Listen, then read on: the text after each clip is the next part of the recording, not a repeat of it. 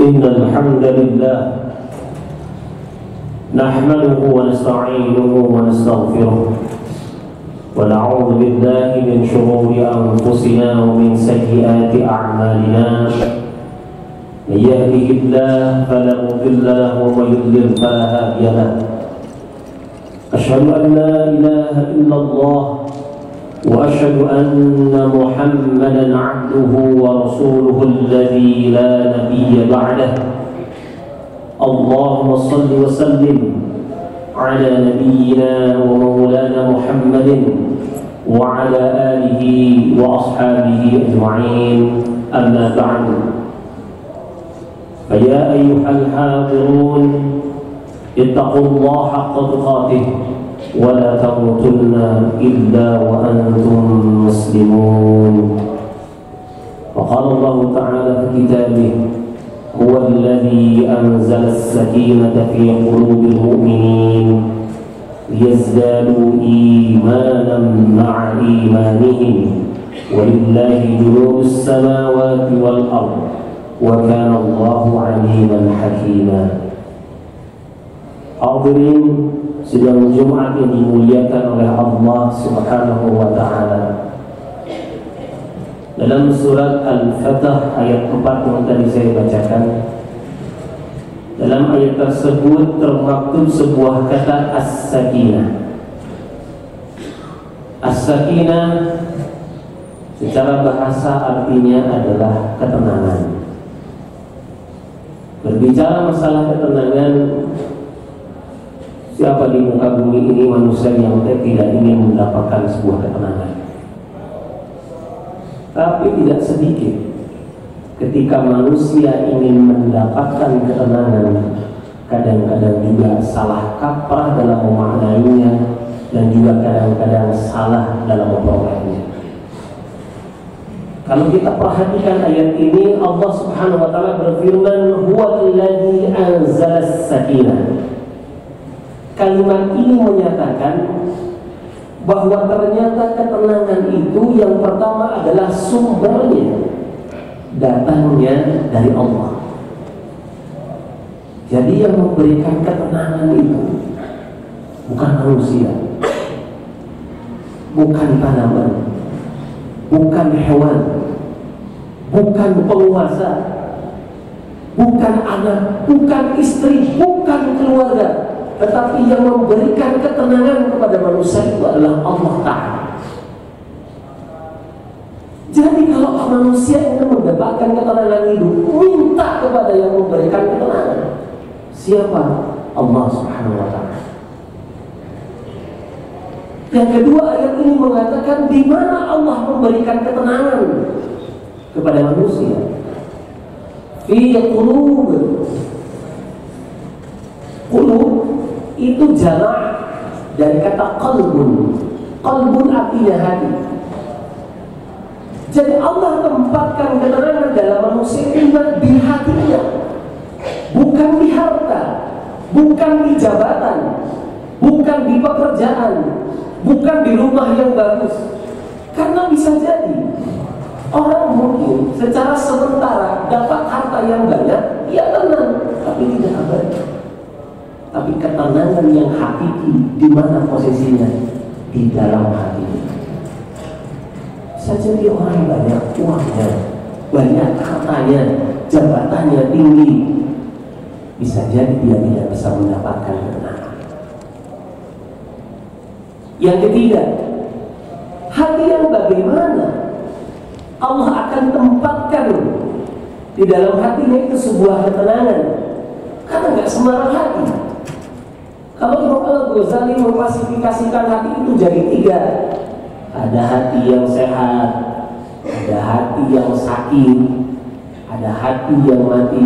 Tentu saja Allah akan tempatkan ketenangan itu fi qulubil mu'minin, di hati orang-orang yang beriman. Maka secara umum kita bisa ambil sebuah pelajaran dalam ayat ini. Kalau kita ingin mendapatkan ketenangan yang hakiki, maka mintalah kepada Allah Subhanahu wa ta'ala Semoga itu ditempatkan dalam hati kita, tapi setidaknya syaratnya adalah jadilah orang-orang yang beriman dan bertakwa kepada Allah Subhanahu wa taala. Insyaallah Allah akan berikan ketenangan yang hakiki dalam kehidupan kita. Barakallahu li wa lakum.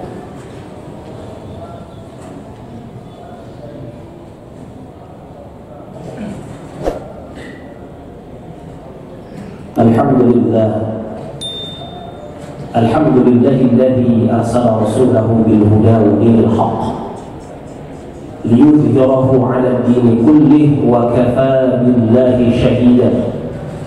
Salatan wa salaman daimain mutalazimain 'ala nabiyyina Muhammadin wa 'ala alihi wa sahbihi wa man tabi'ahum bi ihsan ila yaumil qiyamah.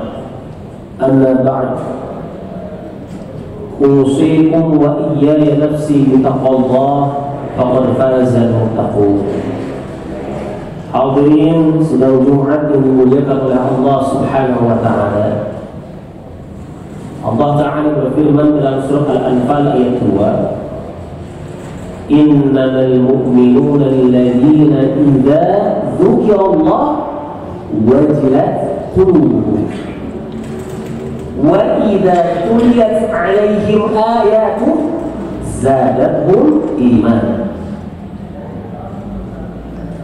Dalam ayat ini setidaknya bisa menjadi gambaran bagi kita. Ada pelajaran yang bisa kita ambil. Orang beriman yang bagaimana yang Allah akan turunkan ke dalam hatinya sebuah ketenangan, yaitu hati-hati yang idza dzukirallah wajilat qulubuhum. Hati itu akan bergetar kalau apa?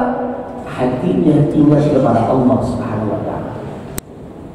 Zikir di sini bukan hanya sekedar zikir lisan, tetapi ingat kepada Allah kapanpun, dimanapun, dalam kondisi apapun, sesulit apapun.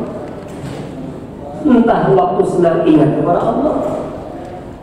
Kalau ingat kepada Allah, jangan ketika susah saja. Tidak sedikit kita ingat kepada Allah, kita ucapkan istighfar, kita ucapkan innalillah, kita minta kepada Allah kalau kita lagi sulit. Kalau sakit, lalu berdoa kepada Allah. Kalau lagi banyak musibah, kalau bangkrut, kalau ketangkep KPK, baru ingat sama Allah. Tapi tidak sedikit orang ketika senang lupa kepada Allah, tak mau bersyukur kepada Allah. Maka jadikanlah hati kita ini selalu ingat kepada Allah Subhanahu wa taala dalam kondisi apapun. Kemudian cara yang kedua, kalau ingin ada ketenangan dalam hati, wa idza tuliyat 'alaihim ayatun zadatuhum imanan. Yaitu hati-hati apa? Yang mereka kalau dibacakan kepada mereka ayat-ayat Allah bertambah keimanannya.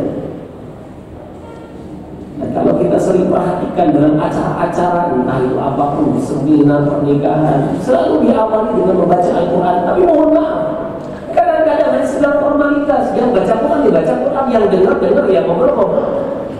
Padahal ketika disampaikan kepada dia ayat-ayat Allah, sangat tambah keimanannya. Lihat Al-Quran yang tertulis ini, yang di lemari-lemari ini ada, bukan sebagai pajangan, tetapi apa? Untuk kita baca, kita pahami. Kalau bisa kita hafalkan, dan yang paling penting adalah diamalkan. Dan mudah-mudahan dengan kita membaca, sering membaca, akhirnya memahami, kita hafal dan kita juga mengamalkan. Mudah-mudahan itu bisa menambah keimanan di dalam kehidupan kita ini. Maka hadirin yang dimuliakan oleh Allah Subhanahu wa taala, setidaknya ayat ini memberikan pelajaran. Semoga hati-hati kita ini selalu ingat kepada Allah, dan apa? Hati-hati kita selalu kenal untuk membaca ayat-ayat Allah, memahami ayat-ayat Allah, dan mengamalkan ayat-ayat Allah. Dan semoga Allah Subhanahu wa taala menumbuhkan ketenangan di dalam hati kita. Amin. Di akhir khutbah ini adalah kita berdoa dan munajat kepada Allah Subhanahu wa taala. Inna Allaha wa malaikatahu yusholluna 'alan nabi ya ayyuhalladzina amanu shallu 'alaihi wa sallimu taslima. Allahumma shalli 'ala Muhammad wa 'ala ali Muhammad wa sallim wa radiyallahu tabaraka wa ta'ala 'an kulli sahabati Rasulillah ajma'in. Alhamdulillahi rabbil alamin. Allahumma ighfir للمؤمنين والمؤمنات والمسلمين والمسلمات الأحياء منهم والأموات إنك سميع قريب مجيب دعوات يا قاضي الحاجات. اللهم انصر عبادك المستضعفين والمجاهدين في فلسطين وفي كل مكان. يا مقلب القلوب ثبت قلوبنا على دينك. اللهم إنا نسألك حسن الخاتمة ونعوذ بك من سوء الخاتمة. ربنا ظلمنا أنفسنا وإن لم تغفر لنا وترحمنا لنكونن من الخاسرين. ربنا آتنا في الدنيا حسنة وفي الآخرة حسنة وقنا عذاب النار. أقول قولي هذا وأستغفر الله لي ولكم. السلام عليكم ورحمة الله وبركاته.